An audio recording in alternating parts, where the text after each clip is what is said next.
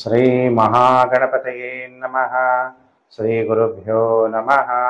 ಹರಿ ಓಂ. ಓಂ ನಮಃ ಶಿವಾಯ. ಓಂ ನಮಃ ಶಿವಾಯ. ಓಂ ನಮಃ ಶಿವಾಯ. ಪ್ರಿಯ ವೀಕ್ಷಕರೇ, ಜ್ಯೋತಿಷ್ಯ ಕಾರ್ಯಕ್ರಮಕ್ಕೆ ನಿಮಗೆಲ್ಲ ಹಾರ್ದಿಕ ಸ್ವಾಗತ.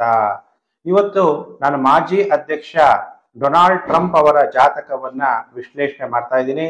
13ನೇ ತಾರೀಕು ಶನಿವಾರ ಅವರ ಮೇಲೆ ಗುಂಡಿನ ದಾಳಿಯಾಗಿರುತ್ತೆ. ಅದು ಬಲಗಿವಿಯ ಮುಖಾಂತರ ಹೋಗಿದೆ, ಅವರಿಗೆ ತಗಲಿಲ್ಲ ಅನ್ನುವಂತಹ ನ್ಯೂಸ್ ಅನ್ನ ನೀವೆಲ್ಲ ಕೂಡ ಕೇಳ್ತಾ ಇದ್ದೀರಿ. ನಮ್ಮ ಭಾರತ ದೇಶದಿಂದ ಅಮೆರಿಕಗೂ ಏನ್ ಸಂಬಂಧ? ಭಾರತೀಯರು ಅನೇಕರು ಅಮೆರಿಕದಲ್ಲಿ ಕೆಲಸ ಮಾಡ್ತಾ ಇದ್ದಾರೆ. ಎಷ್ಟೋ ಜನ ವಿದ್ಯಾರ್ಥಿಗಳು ವಿದ್ಯಾಭ್ಯಾಸ ಮಾಡ್ತಾ ಇದ್ದಾರೆ. ಅಮೆರಿಕದಲ್ಲಿ ಏನೇ ಆದರೂ ಕೂಡ ಇಡೀ ವಿಶ್ವದ ಮೇಲೆ ಅದರ ಪ್ರಭಾವ ಬೀರುತ್ತೆ ಅನ್ನುವಂಥ ವಿಚಾರ ನಿಮಗೆಲ್ಲ ಕೂಡ ಗೊತ್ತು. ವಿಶ್ವದಲ್ಲಿ ಯುದ್ಧಗಳಾಗಬೇಕು, ದೇಶಗಳ ಯುದ್ಧ ನಿಲ್ಲಬೇಕು ಅಥವಾ ಆಗ್ಬೇಕು, ಅಥವಾ ಹಣಕಾಸಿನ ವಿಚಾರದಲ್ಲಿ ಶೇರ್ ಮಾರ್ಕೆಟ್ ಅಲ್ಲಿ ಏರುಪೇರುಗಳನ್ನ ನೀವು ನೋಡ್ಬೇಕು ಅಂದ್ರೆ ಅಮೆರಿಕ ಬಹಳ ಇಂಪಾರ್ಟೆಂಟ್ ಆಗಿರುತ್ತೆ. ಅಮೆರಿಕನ ಅದಕ್ಕೆ ದೊಡ್ಡಣ್ಣ ಅಂತ ಕರೆಯೋದು. ಯಾಕಂದ್ರೆ ಇಡೀ ವಿಶ್ವದಲ್ಲಿ ನಾವೇನೇ ಒಂದು ಟ್ರಾನ್ಸಾಕ್ಷನ್ ಮಾಡ್ಬೇಕಾದ್ರೆ, ಹಣಕಾಸಿನ ವ್ಯವಹಾರ ಮಾಡ್ಬೇಕಾದ್ರೆ ರುಪೀಸ್ ಇಂದ ನಾವು ಮಾಡಕ್ಕಾಗಲ್ಲ. ಭಾರತ ದೇಶದ ಬೌಂಡ್ರಿ ದಾಟಿದ್ರೆ ಎಲ್ಲೋದ್ರೂ ಕೂಡ ಡಾಲರ್ಸ್ ಮಾತ್ರ ಬೆಲೆ ಇರುತ್ತೆ, ರುಪೀಸ್ಗೆ ಬೆಲೆ ಅನ್ನೋದು ಇರಲ್ಲ. ಅದನ್ನ ರುಪೀಸ್ನ ನಾವು ಕನ್ವರ್ಟ್ ಮಾಡಿಕೊಂಡು ಡಾಲರ್ ಅಲ್ಲಿ ವ್ಯವಹಾರವನ್ನ ಮಾಡ್ಬೇಕಾಗುತ್ತೆ. ಹಾಗಾದ್ರೆ ಈಗ 2024 ನವೆಂಬರ್ ಅಲ್ಲಿ ಅಮೆರಿಕ ಅಧ್ಯಕ್ಷ ಚುನಾವಣೆ ಇದೆ. ಈ ಚುನಾವಣೆಯಲ್ಲಿ ಯಾರು ಗೆಲ್ತಾರೆ?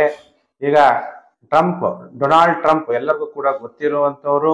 ಅವರ ಜಾತಕ ಏನ್ ಹೇಳುತ್ತೆ ಅನ್ನುವಂಥ ವಿಚಾರವನ್ನ ಈ ವಿಡಿಯೋದಲ್ಲಿ ನಾನು ನಿಮ್ಗೆಲ್ಲ ತಿಳಿಸ್ಕೊಡ್ತೀನಿ. ಇದು ಪ್ರಾಪಂಚಿಕ ಭವಿಷ್ಯ ಆಗಿದೆ. ಯಾರಿಗೆ ಆಸಕ್ತಿ ಇದೆ ಅಂತವರೆಲ್ಲ ನಮ್ಮ ಚಾನಲ್ಗೆ ಹೊಸಬರಾಗಿದ್ರೆ ಸಬ್ಸ್ಕ್ರೈಬ್ ಮಾಡ್ಕೊಳ್ಳಿ. ನೋಟಿಫಿಕೇಶನ್ ಬೆಲ್ ಆಲ್ ಅನ್ನೋದು ಒತ್ತಿದ್ರೆ ನಾನು ಮುಂದೆ ಹಾಕುವ ಲೇಟೆಸ್ಟ್ ವಿಡಿಯೋ ನಿಮ್ಗೆ ಬೇಗ ಬಂದು ತಲುಪುತ್ತೆ. ಕೆಳಗಡೆ ಶೇರ್ ಬಟನ್ ಇದೆ. ನೀವೆಲ್ಲ ಸೋಷಿಯಲ್ ಮೀಡಿಯಾಗಳು ಇರ್ತೀರಿ, Facebook, WhatsApp group, Telegram group ಎಲ್ಲೆಲ್ಲಿದ್ದೀರಾ ಅಲ್ಲೆಲ್ಲ ವಿಡಿಯೋವನ್ನ ಶೇರ್ ಮಾಡೋದನ್ನ ಮರಿಬೇಡಿ. ನೋಡಿ, ಈಗ ಡೊನಾಲ್ಡ್ ಟ್ರಂಪ್ ಅವರ ಡೇಟ್ ಆಫ್ ಬರ್ತ್ 14 ಜೂನ್ 1946 ಇಸ್ವಿ 10:54 AM ಇವರ ಜನನ ಆಗುತ್ತೆ ನ್ಯೂಯಾರ್ಕ್ ಅಲ್ಲಿ, ಅಮೆರಿಕ. ಹಾಗಾದ್ರೆ ಮಾಜಿ ಅಧ್ಯಕ್ಷರಾಗಿದ್ರು.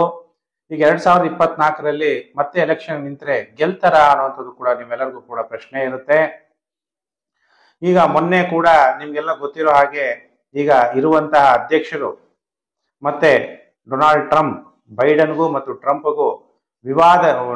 CNN ನ್ಯೂಸ್ ಅಲ್ಲಿ ಮಾತಾಡಬೇಕಾದ್ರೆ ಟ್ರಂಪ್ ಅವರು ಚೆನ್ನಾಗಿ ಮಾತಾಡಿದ್ದಾರೆ. ತುಂಬಾ ಜನಪ್ರಿಯತೆ, ಅದು ಆ ಡಿಬೇಟ್ ಅನ್ನೋದು ತುಂಬಾ ಜನಪ್ರಿಯತೆ ತಗೊಳ್ತು ಅನ್ನುವಂಥ ವಿಚಾರ ಕೂಡ ನಿಮ್ಮೆಲ್ಲರಿಗೂ ಕೂಡ ಗೊತ್ತಿರುವಂತಹ ವಿಚಾರ. ಇವಾಗ USA ಅಧ್ಯಕ್ಷರಾಗಲು ರೇಸ್ ನಲ್ಲಿದ್ದಾರೆ. ಅದಕ್ಕೆ ಡೊನಾಲ್ಡ್ ಟ್ರಂಪ್ ಅವರ ಜಾತಕವನ್ನ ನಾವು ಗಂಭೀರವಾಗಿ ಪರಿಗಣಿಸಬೇಕಾಗುತ್ತೆ. ಯಾಕೆಂದ್ರೆ ಇಂಟರ್ನ್ಯಾಷನಲ್ ವಾರ್ಗಳನ್ನ ನಿಲ್ಬೇಕು, ವರ್ಲ್ಡ್ ವಾರ್ ಆಗಬಾರ್ದು ಅಥವಾ ಆಗ್ಬೇಕು, ಇದೆಲ್ಲನೂ ಕೂಡ ಅಮೆರಿಕದ ಪವರ್ ಅನ್ನೋದು ಇಡೀ ವಿಶ್ವದ ಮೇಲೆ ಪ್ರಭಾವ ಅನ್ನೋದು ಬೀರುತ್ತೆ ಅನ್ನೋದು ನಿಮ್ಮೆಲ್ಲರಿಗೂ ಕೂಡ ಗೊತ್ತು. ಹಾಗಾದ್ರೆ 2016ರಲ್ಲಿ ಪ್ರೆಸಿಡೆನ್ಷಿಯಲ್ ರೇಸ್ ನಲ್ಲಿ Republican ಪಾರ್ಟಿಯಿಂದ democratic representative nominee ಯಾರಾಗಿದ್ರು Hillary ಕ್ಲಿಂಟನ್ನ ವಿರುದ್ಧ ಜಯಬೇರಿಯನ್ನ ಗಳಿಸ್ತಾರೆ. ಆಮೇಲೆ ಡೊನಾಲ್ಡ್ ಟ್ರಂಪ್ ಅವರು ತುಂಬಾ ಅನುಕೂಲಗಳನ್ನ ಅಮೆರಿಕಾಗೆ ಮಾಡಿದ್ದಾರೆ. ಏನೇನು ಅಂದ್ರೆ, ಅಮೆರಿಕ ದೇಶಕ್ಕೆ ಮುಸಲ್ಮಾನರು ಬರಬಾರದು ಅನ್ನುವಂತಹ ಬ್ಯಾನ್ ಮಾಡ್ತಾರೆ. ಯಾಕೆ ಅಂದ್ರೆ ಅದು ದೇಶದ ರಕ್ಷಣೆಗಾಗಿ ಅನ್ನುವಂಥದ್ದು. Travel ban on citizens from several Muslim countries ಅನ್ನುವಂಥದ್ದು ಮಾಡ್ತಾರೆ. ಆಮೇಲೆ ವ್ಯವಹಾರಗಳು ಚೆನ್ನಾಗಿ ನಡಿಬೇಕು ದೇಶದಲ್ಲಿ ಅಂದಾಗ ಏನ್ ಮಾಡಿದ್ರು, ಅನೇಕ ತೆರಿಗೆ ಪ್ಯಾಕೇಜ್ಗಳನ್ನ ಮಾಡ್ತಾರೆ, ಅವರ ಕಾಲದಲ್ಲಿ ಮಾಡ್ತಾರೆ. ಆಮದು ಸುಂಕ, ಎಕ್ಸ್ಪೋರ್ಟ್ ಅಂಡ್ ಇಂಪೋರ್ಟ್ ಅಂತೀವಲ್ಲ, ಆಮದು ಅಂದ್ರೆ ತರಿಸ್ಕೊಳ್ಳುವಂಥದ್ದು ಅಮೆರಿಕಾಗೆ, ಅದು ಚೀನಾ ಜೊತೆಗೆ ವ್ಯಾಪಾರ ಯುದ್ಧವನ್ನ ಪ್ರೋತ್ಸಾಹಿಸುತ್ತೆ. ಉತ್ತರ ಸಿರಿಯಾದಿಂದ US ಪಡೆಗಳನ್ನ ಹಿಂದೆ ಬರುವಂತೆ ತೆಗೆದುಕೊಳ್ತಾರೆ ನಿರ್ಧಾರವನ್ನ. ಅವರ ಜಾತಕ ನೋಡೋಣ. ಸಿಂಹ ಲಗ್ನ ಜಾತಕ. ಲಗ್ನದಲ್ಲಿ ಮಂಗಳ ಗ್ರಹ, ಕನ್ಯಾ ರಾಶಿಯಲ್ಲಿ ಗುರು, ಚಂದ್ರ ಮತ್ತು ಕೇತು ವೃಷಿಕ ರಾಶಿಯಲ್ಲಿ, ಸೂರ್ಯ ಮತ್ತು ರಾಹು ವೃಷಭ ರಾಶಿಯಲ್ಲಿ, ಬುಧ ಮಿಥುನ ರಾಶಿಯಲ್ಲಿ, ಶುಕ್ರ ಮತ್ತು ಶನಿ ಕರ್ಕಾಟಕ ರಾಶಿಯಲ್ಲಿ. ನೋಡಿ, ಇವರ ಜಾತಕದಲ್ಲಿ ರವಿ ದಶಮ ಸ್ಥಾನದಲ್ಲಿದ್ದಾನೆ, ಅಂದ್ರೆ ಲಗ್ನಾಧಿಪತಿ. ಅಂದ್ರೆ ದಶಮ ಸ್ಥಾನದಲ್ಲಿ ಇದ್ದಾಗ ರವಿ ದಿಗ್ಬಲನಾಗ್ತಾನೆ, ಅಂದ್ರೆ ಲಗ್ನಾಧಿಪತಿ ತುಂಬಾ ಸ್ಟ್ರಾಂಗ್ ಆಗ್ತಾನೆ. ಆದ್ರೆ ಭಾವಕುಂಡ್ಲಿಯಲ್ಲಿ ಏಕಾದಶ ಭಾವದಲ್ಲಿ ಸಂಚಾರ ಆಗ್ತಾ ಇದ್ದಾನೆ. ರಾಶಿ ಕುಂಡ್ಲಿಯಲ್ಲಿ 10ನೇ ಮನೆಯಲ್ಲಿ ಸೂರ್ಯ ಇರೋದ್ರಿಂದ ಗೆಲ್ತಾರೆ. ಸಮಾಜದಲ್ಲಿ, ಕುಟುಂಬದಲ್ಲಿ ಪ್ರಮುಖ ಪಾತ್ರವನ್ನ ಇವರು ವಹಿಸ್ಬೇಕಾಗುತ್ತೆ. ಸಮುದಾಯ ಅಥವಾ ಒಂದು ಅಡ್ಮಿನಿಸ್ಟ್ರೇಷನ್, ಗೌರವ, ರೆಸ್ಪೆಕ್ಟ್, ಹಾನರ್ ಇವೆಲ್ಲ 10th ಹೌಸ್ ಇಂದ ನೋಡ್ತೀವಿ. ನೀವು ಜೀವನೋಪಾಯ, ಕರ್ಮಸ್ಭಾವ ಅಂತ ಹೇಳ್ತೀವಿ. ಸೂರ್ಯ ದಶಮ ಭಾವದಲ್ಲಿ ಸಂಚಾರ ಆಗ್ಬೇಕಾದ್ರೆ ನಿಮಗೆ ರೆಸ್ಪೆಕ್ಟ್, ಗೌರವ ಯಾವಾಗ್ಲೂ ಕೂಡ ವೃತ್ತಿ ಮಾಡದೆ ಸುಮ್ಮನೆ ಕುತ್ಕೊಳಕ್ ಆಗದೆ ಇರುವಂತಹ ಮನಸ್ಥಿತಿ ಯಾರೇ ಜಾತಕದಲ್ಲಿ ಲಗ್ನಾಧಿಪತಿಯಾದಂತಹ ಸೂರ್ಯ ದಶಮ ಭಾವದಲ್ಲಿದ್ರೆ ಈ ಫಲವನ್ನ ಕೊಡ್ತಾನೆ. ಏಕಾದಶ ಭಾವದಲ್ಲಿ ಏಕಾದಶ ಸ್ಥಾನ 11ನೇ ಮನೆ. 11ನೇ ಮನೆ ಬುಧನ ಮನೆ, ಮಿಥುನ ರಾಶಿ, ಮಿತ್ರ ಕ್ಷೇತ್ರ. 11ನೇ ಮನೆ ಎಂದಾಗ ನಾವೇನ್ ಹೇಳ್ತೀವಿ? ಜನಪ್ರಿಯತೆ, ಸ್ನೇಹಿತರು, ದೇಶದ ಜನ ಇವ್ರನ್ನ ಇಷ್ಟಪಡ್ತಾರೆ ಅನ್ನೋದನ್ನ ತೋರಿಸುತ್ತೆ. ರವಿ ಭಾವಕುಂಡ್ಲಿಯಲ್ಲಿ 11ನೇ ಮನೆ ಅಂತ ಹೇಳ್ತಾ ಇದ್ದೀನಿ. ಸಾಮಾಜಿಕ ಕೂಟಗಳೊಂದಿಗೆ ಸಹ ಸಂಬಂಧ, ಅಂದ್ರೆ ಸಮಾಜದಲ್ಲಿ ಅನೇಕ ಸಂಸ್ಥೆ, ಸಂಘ ಸಂಸ್ಥೆಗಳಲ್ಲೂ ಕೂಡ ಇವರ ಸಂಬಂಧ ಇರುತ್ತೆ. ಅಲ್ಲೆಲ್ಲ ಇವರ ಜನಪ್ರಿಯತೆ ಹೆಚ್ಚಾಗುತ್ತೆ. ಯಾಕಂದ್ರೆ ಇವ್ರ ಜಾತಕದಲ್ಲಿ ಬುಧ ದ್ವಿತೀಯಾಧಿಪತಿ ಏಕಾದಶ ಭಾವದಲ್ಲಿ, ಅಂದ್ರೆ ಬಿಲಿಯನರ್ ಜಾತಕ ಅನ್ನೋದನ್ನ ಇವರ ಜಾತಕ ನೋಡಿದ ತಕ್ಷಣ ಹೇಳ್ಬೋದು. ಯಾಕೆಂದ್ರೆ ಬುಧ ತುಂಬಾ ಸ್ಟ್ರಾಂಗ್ ಆಗಿದ್ದಾನೆ. ಬುಧ ತನ್ನ ಸ್ವಂತ ಕ್ಷೇತ್ರದಲ್ಲಿ ಇದ್ದಾನೆ. ಬುಧ ಮಿಥುನ ರಾಶಿಯಲ್ಲಿ ಸಂಚಾರ ಆಗ್ತಾ ಇದ್ದಾನೆ. ಭಾವಕುಂಡ್ಲಿಯಲ್ಲಿ ಸೂರ್ಯನು ಕೂಡ ಬುಧನ ಜೊತೆಗಿರೋದ್ರಿಂದ ಇವರು ವ್ಯಾಪಾರದಲ್ಲಿ ಹೆಸರುವಾಸಿ ಆಗ್ತಾರೆ. ಬುಧ ಅಂದ್ರೆ ಏನು? ಬಿಸ್ನೆಸ್. ಸೂರ್ಯ ಅಂದ್ರೆ ಏನು? ಪ್ರಕಾಶಮಾನತೆ, ಹೆಸರುವಾಸಿ. ಹಾಗೆ ಸೂರ್ಯನ ಜೊತೆ ಬುಧ ಇರೋದ್ರಿಂದ ಬುಧಾದಿತ್ಯ ಯೋಗ ಉಂಟಾಗಿ ಇವರು ಬುದ್ಧಿವಂತರಾಗಿ ಸ್ವಭಾವತಃ ಶಕ್ತಿಶಾಲಿ ಭಾಷಣಗಳನ್ನ ಮಾಡ್ತಾರೆ.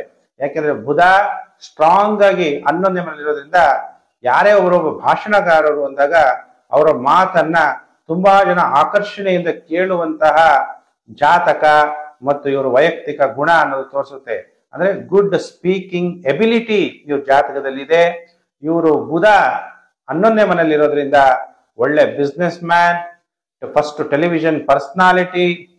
ಇವರು ಬ್ಯಾಚುಲರ್ ಆಫ್ ಡಿಗ್ರಿ. ಯಾಕೆಂದ್ರೆ ಬುಧ ನೋಡಿ 11ನೇ ಮನೆಯಲ್ಲಿರೋದ್ರಿಂದ, ಬುಧ ಸ್ಟ್ರಾಂಗ್ ಆಗಿರೋದ್ರಿಂದ ಡಿಗ್ರಿ ಆಫ್ ಎಕನಾಮಿಕ್ಸ್ ಅನ್ನ ಓದ್ತಾರೆ. ಇವರ ತಂದೆ ರಿಯಲ್ ಎಸ್ಟೇಟ್ ಬಿಸ್ನೆಸ್ ಅನ್ನ ಹೆಸರನ್ನ ಬದಲಾವಣೆ ಮಾಡಿ ಟ್ರಂಪ್ ಆರ್ಗನೈಸೇಷನ್ ಅಂತ ಮಾಡ್ತಾರೆ. ಯಾಕೆ ಅಂದ್ರೆ ಕುಜ ತುಂಬಾ ಸ್ಟ್ರಾಂಗ್ ಆಗಿದ್ದಾನೆ. ಇವರ ಜನ್ಮ ರಾಶಿಯಲ್ಲಿ ಕುಜ ಮಿತ್ರ ಕ್ಷೇತ್ರದಲ್ಲಿ, ಕುಜ 4ನೇ ಮನೆ ಅಧಿಪತಿ ಮತ್ತು ಭಾಗ್ಯಾಧಿಪತಿ, ಅದೃಷ್ಟ, ಲಕ್ಕು ಇವ್ರಿಗೆ ರಿಯಲ್ ಎಸ್ಟೇಟ್ ಅಲ್ಲೂ ಕೂಡ. ಅದಕ್ಕೆ ತುಂಬಾ ಬೇಕಾದಷ್ಟು ಹೋಟೆಲ್ಗಳು, ರಿಯಲ್ ಎಸ್ಟೇಟು ಇದರಲ್ಲೆಲ್ಲ ಹೆಸರುವಾಸಿ ಮತ್ತು ಒಳ್ಳೆ ಬಿಸ್ನೆಸ್ ಮ್ಯಾನ್, ಬಿಲಿಯನರ್, ಅಮೆರಿಕದಲ್ಲೇ ಬಿಲಿಯನರ್ ಅನ್ನಾಗಿ ಇವರ ಜಾತಕ ತೋರಿಸುತ್ತೆ. ಅದಕ್ಕೆ ಇವರ ಜಾತಕದಿಂದ ನಾವು ಅನೇಕ ವಿಚಾರಗಳನ್ನ ತಿಳ್ಕೋಬಹುದು. ಸೂರ್ಯ ಮತ್ತು ರಾಹು 10ನೇ ಮನೆ, ಟ್ರಂಪ್ ಪ್ರಕರಣದಲ್ಲಿ ವಿವಾದಗಳ ದಂಗೆ ನೀವೆಲ್ಲ ಗುರುತಿಸ್ತಾ ಇದ್ದೀರಿ. ಅನೇಕ ವಿಚಾರಗಳು ಬರುತ್ತೆ. ಆದ್ರೆ ಇವ್ರ ಜಾತಕದಲ್ಲಿ ಬಂಧನ ಯೋಗ ಇಲ್ಲದೆ ಇರೋದ್ರಿಂದ ಅನೇಕ ವಿವಾದಗಳು ಬಂದರೂ ಕೂಡ ಇವರು ಯಾವುದು ಕೂಡ ಜೈಲ್ಗೆ ಹೋಗುವಂತ ಪರಿಸ್ಥಿತಿಗಳು ಇವರಿಗೆ ಬರಲ್ಲ. ಜನಪ್ರಿಯತೆ ಹೆಚ್ಚಾಗಿರುತ್ತೆ. ಮಂಗಳನು ಸೂರ್ಯನಿಗೆ ಸ್ನೇಹಿ ಗ್ರಹ ಆಗಿರೋದ್ರಿಂದ ದಿಟ್ಟ ನಿರ್ಧಾರಗಳನ್ನ ತೆಗೆದುಕೊಳ್ಳುವಂತಹ ಮನಸ್ಥಿತಿ ಅಥವಾ ಇವ್ರದ್ದು ಜಾತಕ ತೋರಿಸ್ತಾ ಇದೆ. ಯಶಸ್ಸು ಅನ್ನೋದು ಇವರ ಪಾದಕ್ಕೆ ಇವರಿಗೆ ನಮಸ್ಕಾರ ಮಾಡುತ್ತೆ ಅನ್ನೋದನ್ನ ನಾವು ಇಲ್ಲಿ ಗುರುತಿಸಬಹುದು ಇವರ ಜಾತಕದಿಂದ. ಇವರ ಜಾತಕದಲ್ಲಿ ಸಪ್ತಮಾಧಿಪತಿಯಾದಂತಹ ಶನಿ ಮಹಾತ್ಮ ವ್ಯಯಭಾವದಲ್ಲಿರೋದ್ರಿಂದ ಮತ್ತು 12ನೇ ಮನೆಯನ್ನು ಸೂಚಿಸೋದ್ರಿಂದ ಮಲ್ಟಿಪಲ್ ಮ್ಯಾರೇಜಸ್ ಅನ್ನ ನೀವು ನೋಡ್ತೀರಿ ಈ ಜಾತಕದಲ್ಲಿ. ಇವ್ರದ್ದು ಜ್ಯೇಷ್ಠ ನಕ್ಷತ್ರ 4ನೇ ಪಾದದಲ್ಲಿ ವೃಶ್ಚಿಕ ರಾಶಿಯಲ್ಲಿ ಜನ್ಮವನ್ನ ಪಡೆದಿದ್ದಾರೆ. ಪಂಚಮಾಧಿಪತಿ ಗುರು ದ್ವಿತೀಯ ಭಾವದಲ್ಲಿ ಬುಧನ ಮನೆಯಲ್ಲಿ ಗುರು ಅಂದಾಗ ಎಷ್ಟು ಜ್ಞಾನ ಬುದ್ಧಿ ಅನ್ನೋದು ಇವ್ರಿಗೆ ಮಾತಾಡೋದ್ರಲ್ಲಿ ಇರುತ್ತೆ ಅನ್ನೋಂಥ ವಿಚಾರ ತಿಳ್ಕೋಬೇಕು. ಆಮೇಲೆ ಇವರು ಪ್ರಿಯತಮ ಪ್ರಿಯತಮೆ ಅಂತೀವಲ್ವಾ, ಯಾರು ಪ್ರೇಯಸಿ, ಅವ್ರುಗಳು ಕೂಡ ಇವ್ರನ್ನ ತುಂಬಾ ಜನರ ಜೊತೆಗೆ ಅಫೇರ್ಸ್ ಕೂಡ ಇರುತ್ತೆ. ಹಾಗಾದ್ರೆ ಈಗ ಇವರ ಜಾತಕವನ್ನ ನೋಡಿದಾಗ 2024ರಲ್ಲಿ ಡೊನಾಲ್ಡ್ ಟ್ರಂಪ್ 70% ಗೆಲುವನ್ನ ಎಲೆಕ್ಟ್ರಲ್ ಕಾಲೇಜ್ ವೋಟ್ಸ್ ಇಂದ ಗೆಲ್ಲುವ ಸಾಧ್ಯತೆ ಇದೆ. ಬೈಡನ್ ಅವ್ರಿಗೆ 30% ಸಾಧ್ಯತೆ ಇದೆ. ಟ್ರಂಪ್ ಬಹುಮತಗಳನ್ನ ಗಳಿಸ್ತಾರೆ.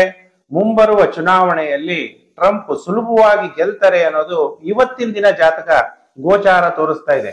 ಯಾಕೆಂದ್ರೆ ಇವರು ಜಾತಕದಲ್ಲಿ ಈಗ ಗುರು ಮಹಾದಶೆ ಕೇತು ಭುಕ್ತಿ 27/9/2024 ನಡೀತಾ ಇರುತ್ತೆ. ಆಮೇಲೆ ಗುರು ಮಹಾದಶೆ ಶುಕ್ರ ಭುಕ್ತಿ ನಡೆಯುತ್ತೆ. ಗುರುವಿಗೆ ಶುಕ್ರ ಏಕಾದಶ ಭಾವದಲ್ಲಿ ಇರೋದ್ರಿಂದ ಇವ್ರಿಗೆ ಗೆಲುವು ಅನ್ನೋದನ್ನ ತಂದು ಕೊಡ್ತಾನೆ. ಗುರುದಶೆ ಕೇತು ಭುಕ್ತಿ ನಡೆಯಬೇಕಾದ್ರೆ ಹೆಸರುವಾಸಿನೂ ಆಗ್ತಾರೆ. ಮತ್ತೆ ಅನೇಕ ವಿವಾದಗಳಲ್ಲೂ ಕೂಡ ಇವರು ಸಿಲುಕಿಕೊಳ್ಳುವ ಸಾಧ್ಯತೆಗಳಿದೆ. ಅದು 2024 ನಂತರ ನವೆಂಬರ್ ನಂತರ ಇವರೇ ಅಮೆರಿಕ ದೇಶದ ಅಧ್ಯಕ್ಷರಾಗುವ ಹೆಚ್ಚು ಲಕ್ಷಣಗಳು ಕಂಡು ಬರ್ತಾ ಇದೆ. ಇದು ಭವಿಷ್ಯ ಜಾತಕ ಮತ್ತು ಗೋಚಾರ ಫಲಗಳು. ಮತ್ತೆ ಇವರ ಜಾತಕದಲ್ಲಿ ನಾನು D1 ಚಾರ್ಟ್ ಹಾಕೊಂಡಿದ್ದೀನಿ, ಭಾವ ಕುಂಡ್ಲಿ ಹಾಕೊಂಡಿದ್ದೀನಿ, ನವಾಂಶ ಕುಂಡ್ಲಿ ಹಾಕೊಂಡಿದ್ದೀನಿ, ಆಮೇಲೆ ದಶಮಾಂಶ ಕುಂಡ್ಲಿ ಹಾಕೊಂಡಿದ್ದೀನಿ. ಈಗ ನವಾಂಶ ಕುಂಡ್ಲಿಯನ್ನ ನೋಡಿದಾಗ ಇವರಿಗೆ ದಶಮಾಧಿಪತಿ ಯಾರು ಅಂತ ನೋಡಿದಾಗ ಶುಕ್ರ ಚೆನ್ನಾಗಿದ್ದಾನ ಅಂತ ನಾವು ಶುಕ್ರ ಹೇಗಿದ್ದಾನೆ ನವಾಂಶ ಕುಂಡ್ಲಿಲಿ ಅಂದಾಗ ನವಾಂಶ ಲಗ್ನ ಬಂದು ಮಿಥುನ ನವಾಂಶ ಅಂದ್ರೆ ದ್ವಿತೀಯ ಭಾವದಲ್ಲಿ ಶುಕ್ರ ಇರೋದ್ರಿಂದ ಪರವಾಗಿಲ್ಲ, ಶುಕ್ರ ಚೆನ್ನಾಗಿದ್ದಾನೆ, ದಶಮ ಭಾವ ಚೆನ್ನಾಗಿದೆ. ಆಮೇಲೆ ಗೋಚಾರದಲ್ಲಿ ನವೆಂಬರ್ ಎಲೆಕ್ಷನ್ ಆಗ್ಬೇಕಾದ್ರೆ ಗುರು ಈಗ ಗೋಚಾರದಲ್ಲಿ ವೃಷಭ ರಾಶಿಯಲ್ಲಿ ಸಂಚಾರ ಆಗ್ತಾ ಇದ್ದು ವೃಶ್ಚಿಕ ರಾಶಿಯವರಿಗೆ ಗುರುಬಲ ಇರೋದ್ರಿಂದ ಗೆಲ್ಲುವ ಸಾಧ್ಯತೆಗಳು ಕಂಡು ಬರ್ತಾ ಇದೆ. ಹಾಗೆ ದಶಮಾಂಶ ಚಾರ್ಟ್ D10 ಚಾರ್ಟ್ ಅನ್ನ ನೋಡಿದಾಗ ದಶಮ ಭಾವ ಬಂದು ತುಲಾ ಲಗ್ನಾಧಿಪತಿ ಶುಕ್ರ ಉಚ್ಚವಾಗಿದ್ದಾನೆ. ಆಮೇಲೆ ಲಗ್ನ ಬಲವಾಗಿದೆ. ಲಗ್ನದಲ್ಲೇ ಸೂರ್ಯ ರಾಹು ಇದ್ರು ಕೂಡ ಲಗ್ನಾಧಿಪತಿ ಬಲವಾಗಿರೋದ್ರಿಂದ ಗೆಲ್ಲುವ ಸಾಧ್ಯತೆಗಳು ಹೆಚ್ಚಾಗಿ ಕಂಡು ಬರುತ್ತೆ. ಆಮೇಲೆ ದಶಮಾಧಿಪತಿ 10ನೇ ಮನೆ ಅಧಿಪತಿ 7ನೇ ಮನೆ ಕೇಂದ್ರದಲ್ಲಿರೋದ್ರಿಂದ ಇವ್ರಿಗೆ ಒಳ್ಳೆ ಹೆಸರು, ಫೇಮಸ್ಸು, ಉದ್ಯೋಗದಲ್ಲಿ ಅಥವಾ ಇವರು ಮಾಡುವಂತಹ ಯಾವುದೇ ಒಂದು ದೊಡ್ಡ ಡಿಸಿಷನ್ ಇಡೀ ವರ್ಲ್ಡ್ ಮೇಲೆ ಅದು ಪ್ರಭಾವ ಬೀರುತ್ತೆ. ಯಾಕೆಂದ್ರೆ ಇವರು ಯಾವುದೇ ಒಂದು ಡಿಸಿಷನ್ ತಗೊಂಡ್ರೆ ಅದಕ್ಕೆ ವಾಪಸ್ ತಗೊಳ್ಳುವಂತ ಮನಸ್ಥಿತಿ ಇರಲ್ಲ. ಸ್ಟ್ರಾಂಗ್ ಡಿಸಿಷನ್ಸ್ ಇವರು ತಗೊಳ್ಳುವಂತ ಸಾಧ್ಯತೆಗಳು ಕೂಡ ಇರುತ್ತೆ ಅನ್ನೋದನ್ನ ಇವ್ರ ಜಾತಕ ಮುಖಾಂತರ ನಾನು ನಿಮ್ಗೆಲ್ಲರಿಗೂ ಕೂಡ ತಿಳಿಸ್ಕೊಡ್ತಾ ಇದ್ದೀನಿ. ಪ್ರಿಯ ವೀಕ್ಷಕರೇ, ನಾನು ಮತ್ತೊಂದು ವಿಡಿಯೋದಲ್ಲಿ ಮತ್ತೆ ನಿಮ್ಮನ್ನ ಭೇಟಿ ಮಾಡ್ತೀನಿ. ನಿಮ್ಮೆಲ್ಲರಿಗೂ ಕೂಡ ಒಳ್ಳೇದಾಗ್ಲಿ ಅಂತೇಳಿ ದೇವರಲ್ಲಿ ಪ್ರಾರ್ಥನೆ ಮಾಡ್ತಾ ನಮಸ್ಕಾರ. ಮತ್ತೊಂದು ವಿಡಿಯೋದಲ್ಲಿ ಮತ್ತೆ ನಾನು ಭೇಟಿ ಮಾಡ್ತೀನಿ. ಸಮಸ್ತ ಲೋಕೋ ಸುಖಿನೋ ಭವಂತು.